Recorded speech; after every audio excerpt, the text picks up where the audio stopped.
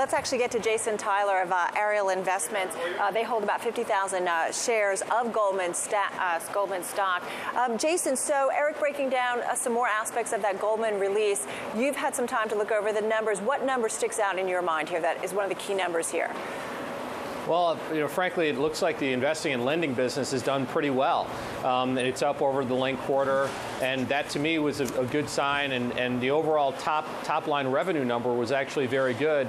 And a lot of the other banks, particularly in this earnings season, have struggled to grow revenue. It looks like Goldman is doing okay in that regard.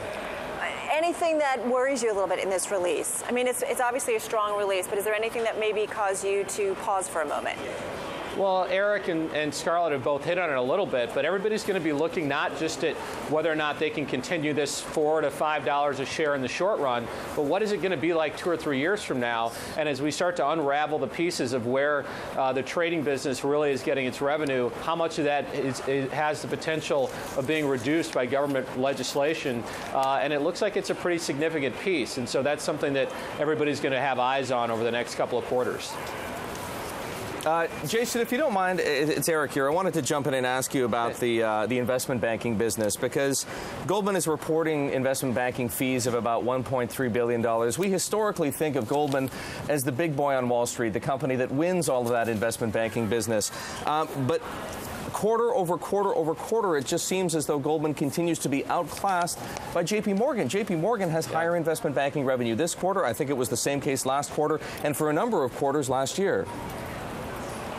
Yeah, it's true. And, we've talked about it a lot, Erik. I think JP Morgan, if you think about who's really benefited the most coming out of the downturn, clients seem to be going to JP Morgan more than they did in the past, and maybe at the expense of not just of Morgan Stanley and B of A, but maybe a little bit as a result of Goldman as well at their expense. So, Jason, do you think part of that, do you wonder to yourself, or perhaps you even know, whether some of this relative positioning may be the result of Goldman Sachs losing some of its moxie with those big corporate clients that would otherwise turn to Goldman alone to give it M&A advice, and instead is saying, maybe it's not politically the right thing for me to do to go to Goldman Sachs as my sole advisor. Maybe I need to bring in somebody else.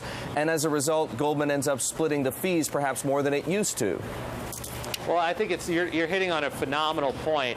It's actually something we've done a lot of work on. It's not just firms going to other large shops, but also some of the smaller ones. And so we looked at market share over the last 4 or 5 years, not just with JP Morgan, B of A, and Goldman, but also the Evercores, the Greenhills, and particularly Lazard, which has really grown market share. And some of the numbers that we track shown it's gaining as much as 10% of the large deal volume.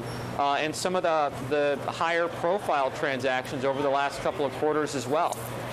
Jason, this is Scarlet. I was looking at the expense side of Goldman's results, and compensation for the first quarter was about $5.25 billion. That's down about 5% from the first quarter last year, but certainly higher than what we saw for the preceding 3 quarters. The company also set aside $24 million for litigation and regulatory proceedings, and also put aside $220 million on costs tied to the sale of Litton, its residential mortgage servicing company. I wanted to get your take on how Goldman is managing the cost side of its business.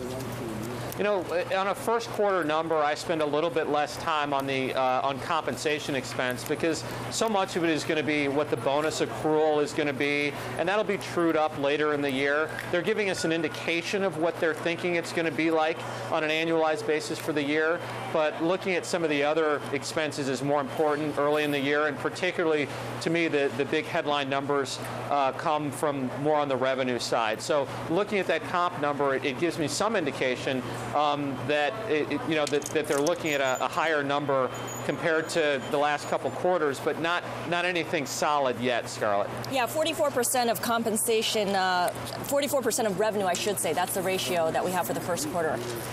Right. Actually, Jason, let me ask you. I mean, you guys own a big block of Goldman shares, about 50,000 shares. Anything in this release that makes you want to add to that position? Well, I think it's not a huge block. It's owned in one of our smaller products, but we really like the company a lot, and we're always looking for longer-term plays in the industry. And this is one where we think the fundamentals are going in the right direction. They're adding revenue in a time where it's hard to do that. I think the reputation of Goldman overall is strong. You see what they're able to do in a volatile market of picking up revenue, particularly on the fixed income, on the debt underwriting side. So our investment thesis here is that you've got a world-class franchise in an industry that's got a lot of overhang above it, and that's still intact. Jason, you know, we're trying to raise some skeptical points about Goldman Sachs, but the reality is that they had a stunning quarter. How is it, to your point, that they continue to generate this kind of revenue, $11.9 billion, almost $2 billion ahead of expectations, while bringing the VAR, the value at risk, down in the first quarter from the fourth quarter?